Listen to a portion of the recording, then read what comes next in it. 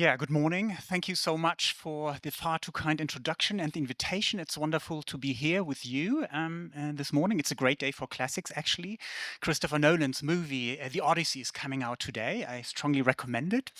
Yeah, and it was really wonderful to listen to your introduction round and to see this diversity of approaches, but also the enthusiasm that brings you together. I think this really makes hope. I'm afraid I'll have to start with a disclaimer. I'm not a scientist, let alone a theoretician of science, so I can't really say something about science in crises, and I wouldn't dare to comment on that, but I'll try to say something about the humanities. There is actually currently a huge and rather fierce debate about the role of the humanities in society. On the one hand, there is a young generation that identifies themselves as scholar activists, and I would be really surprised if there aren't some of you who conceive of themselves as scholar activists. The idea that scholarship should help to do something to improve life and the world is not that new. Let me just remind you of Marx's 11th thesis on Feuerbach. Marx has pointed out, so far philosophers have interpreted the world differently, but they have to change it. So that's, I think, the basic idea of scholarly activism. On the other hand, there are older scholars, and I think this includes most of my colleagues at Heidelberg University, who warn against the danger of instrumentalizing scholarship for political purposes. Some even insist on the objectivity of scholarship that is at loggerheads with activism. My view is slightly different. I think that scholar activists spotlight a very important aspect that lies dormant in the hermeneutic tradition. The hermeneutic tradition, starting with Ast and Schleiermacher, distinguishes three steps of understanding. There is first the subtilitas intelligendi. This is the first approach to the subject that I take stock of it. Then there is the subtilitas explicandi. This is analyzing more closely, taking a closer look at the object. And the third step is the subtilitas applicandi. The process of understanding is only complete when the new knowledge is applied to my life here and now. And in my understanding, scholarly activism makes this third step of the process of understanding the essence of scholarship. I think this is a bit exaggerated, since we also have the first two steps and we shouldn't sidestep them entirely. But I think it's important to remind us of this aspect of the generation of knowledge. At the same time, I would say that there is a danger of overestimating the power of academia. The really important decisions are not made by us in the universities. I think that we should be a bit more modest. And I think that the warnings against the danger of instrumentalizing scholarship is justified. At the same time, I think that the ideal of objective knowledge is hermeneutically naive. All processes of understanding are shaped by very specific perspectives. So I do not think that it is the goal of scholarship to change the world, but I think it can help us see the world with fresh eyes and then make steps towards improving our lives. And I would like to illustrate this through the topic that you have asked me to talk about, and that is hope. Hope is closely related to crisis. I think a time of crisis is always a good time for hope, since we hope that things will get better. And the current crisis has made hope a much and controversially discussed topic.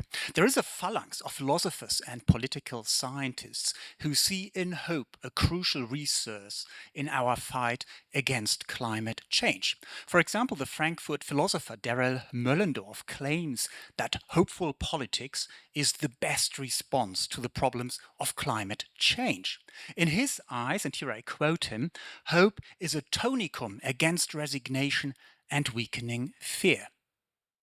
At the same time, Greta Thunberg at the 2019 meeting of the World Economic Forum in Davos confronted the leaders present in a highly emotional speech and said, "Adults keep saying we owe it to the young people to give them hope.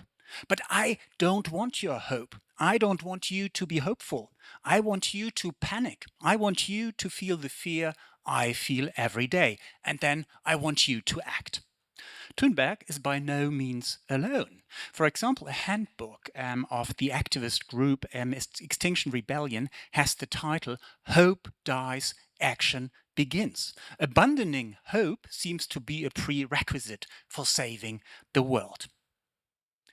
Can we still hope? Must we even hope to counter the current crisis? Or is hope preventing us from taking the necessary steps? Is there no reason for hope anymore? Let me take a step back and first ask, what is hope? I think there are three very prominent classifications of hope. The first and most common one would see hope as an emotion. This actually goes back to antiquity. For example, the Stoics, they juxtaposed hope with fear, and together with joy and pain, fear and hope were the basic affects that we need to control in our lives. Today, many psychologists may not share the Stoics' contempt for emotions, but they nonetheless investigate hope as an emotion. There are, for example, psychologists who have developed scales to measure the intensity of hope. So this would be the first classification, hope as an emotion.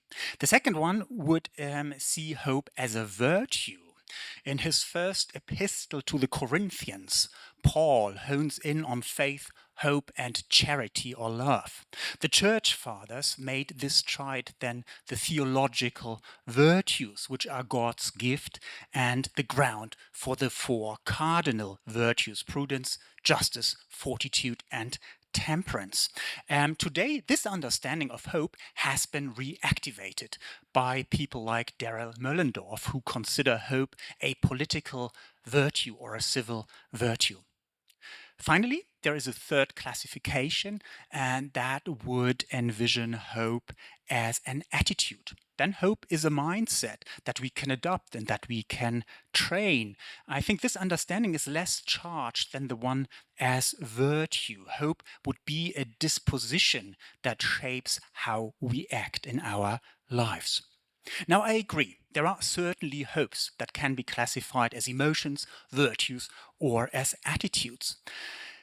None of these classifications, however, really captures all forms of hope, let alone grasp the essence of what hope is.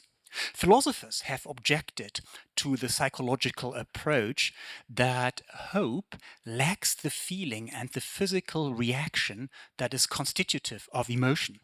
We all know, for example, what it feels like to be angry. We feel hot, we flush, we become red, and there is no correspondence to this unmistakable physiological manifestation of emotions in hope. We can't really pinpoint something in that regard. I think the definition of hope as a virtue is very easy to counter. Terrorists hope that they'll kill as many people as possible, and we don't want to consider that a virtue. I think it's also not difficult to find hopes that cannot be understood as an attitude. Just think of the spark of hope that we have in a situation that has appeared aporetic before. It's something that comes out of a sudden. It's not something that I can train, but it's there. I think hope is more deeply ingrained in us than emotions, virtues, and attitudes. In German, I've called it a Weltverhältnis, and this manifests something that has come up in your introductions to in the humanities language really matters. Since Weltverhältnis can't be translated into English, a literal translation would be relationship to the world, but this is already the translation of Hartmut Rosa's Weltbeziehung, which is different from Weltverhältnis, I think. I've been racking my brains for 2 years. If you have a good idea and come up with a good translation, I'll buy you a beer. I find it really difficult. So instead of translating the term Weltverhältnis, let me try to circumscribe it. It is a dimension of our being in the world, and it is actually rooted in our temporality. Man, this is a point made by Nietzsche, is the yet undefined animals. We are different from animals. The behavior of animals is dictated by their instincts, but we are open to what is to come. We always have to project ourselves into the future. There is a lot of flexibility there. Interestingly, for Martin Heidegger, the future was the most important dimension of the temporality of being there. He said the structure of the future is Sorge, and in its purest form, it's being to death. Now, the English translation of Sorge as care signals that Sorge for Heidegger is not the same as the anxiety that we feel in our everyday lives. Nonetheless, Sorge is very gloomy, and I think it fails to capture our notion of the future. It describes only one aspect. Besides this Sorge, this care or anxiety, there is also a positive expectation. There is hope. I contend there is a deep hope in human life that is not yet bound to specific goals. It's the basic expectation that life will continue and that it is worth leading. It is, in other words, the possibility of something good to come to us. This this expectation is normally not the object of reflections, but it grounds our lives. It is the force that makes us get up every morning and face every new day. I think this deep hope is so deeply ingrained in our lives that it is hard to notice. But it comes to the fore when it is lost. If I'm correctly informed, then hopelessness is now listed as a symptom of depression. Patients who suffer from depression often find it very hard to do anything. Even such minor things as getting up or brushing their teeth are impossible. So depressed patients are paralyzed because they have lost this horizon of a future that could be good. I think linguistically we do justice to the nature of deep hope if we speak about it adverbially. We shouldn't say we hope, we have hope, or we harbor hope, but we should say we live hopefully. I think this nicely expresses that deep hope grounds our lives, that it is a dimension of our being in the world. And this deep hope that we all have and hopefully never lose is the basic for very specific hopes that we can have. A student may hope for an easy exam. If you are in pain, you may hope that the doctor will have a cure. So these hopes can be very, very different. The general assumption of a positive future gains substance in hopes that have particular objects. So let me try a definition. Hope, I would say, is embedded in our openness to the future. We hope for good things in the future that we consider possible, but yet out of our reach, so we can't fully control them. This means that hope has several dimensions. First, it has an affective dimension. We wish for something. We want something to happen in the future. It has a cognitive dimension. I have to think what would be good for me, what is possible, but what is beyond my reach at the moment. And importantly, it has a pragmatic dimension. While some say it paralyzes, others say it empowers, it nourishes us. Let me add two qualifications. Hope ought not to be confounded with optimism. People often treat that synonymously, but it's different actually. The optimist is certain of the good to come.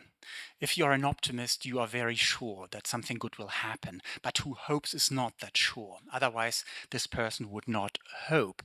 Second, those who hope wish for something, but not every wish is a hope.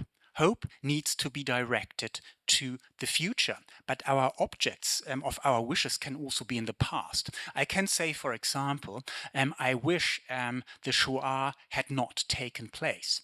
But I can't say, I hope that the Shoah had not taken place. This makes no sense. I have to direct my hope to the future. So the thesis that I would like to give you is the question of whether or not we should hope in the present is wrong. Humans always hope. We always have hope. The question is rather, how do we hope? What kind of hope do we cultivate? And for this, a look at history is very instructive, since when we look into history, we find various forms of hopes. We also find very different evaluations of hope. Now, it's impossible to squeeze even a very brief survey of the history of hope into the 15 minutes that I have. Let me just mention 2 points.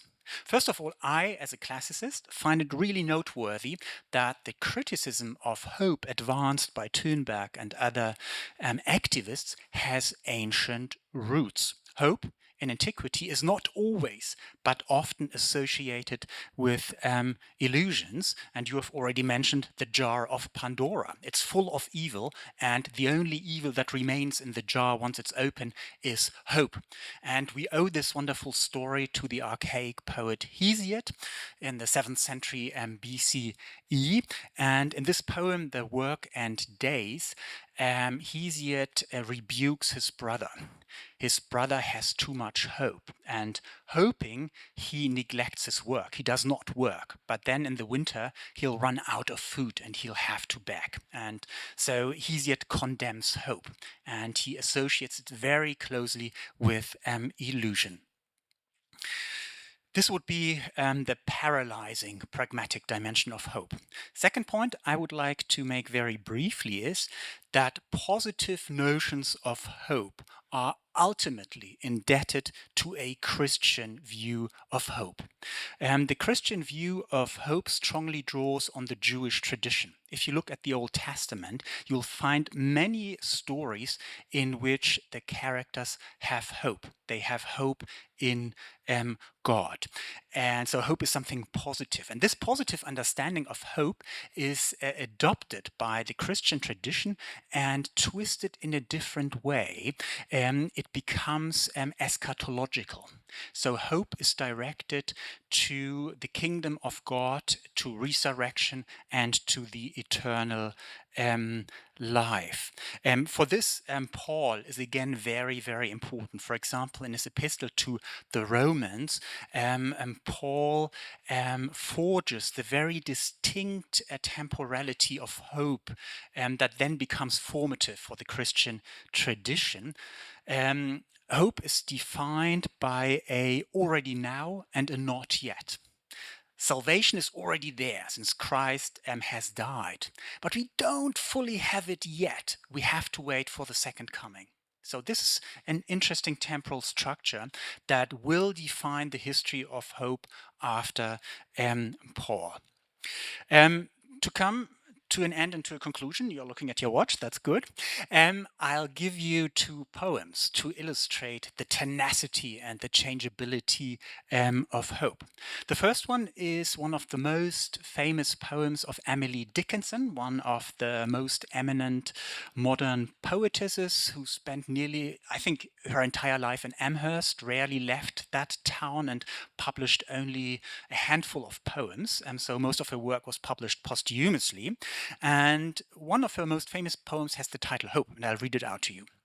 Hope is the thing with feathers that perches in the soul, and sings the tune without the words, and never stops at all.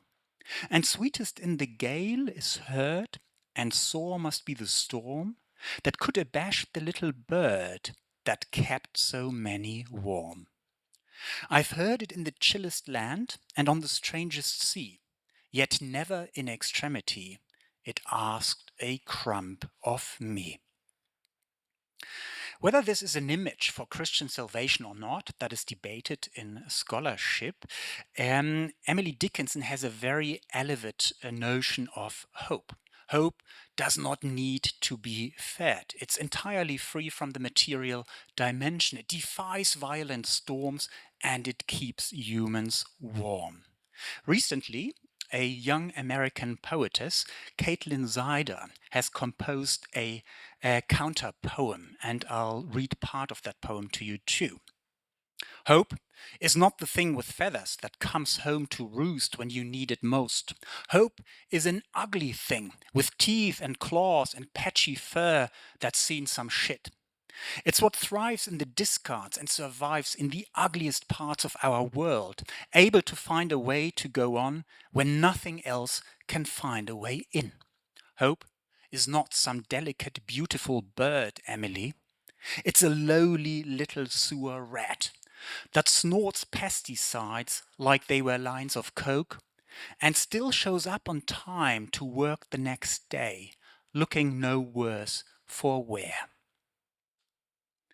Instead of having feathers and soaring over the waves of life, Caitlin Zider's hope is a rat which vegetates in the underground. It's not above eating, but greedily devours poison. And yet, ugly as this hope is, it can give strength, and it knows how to survive in the direst circumstances. Thank you so much.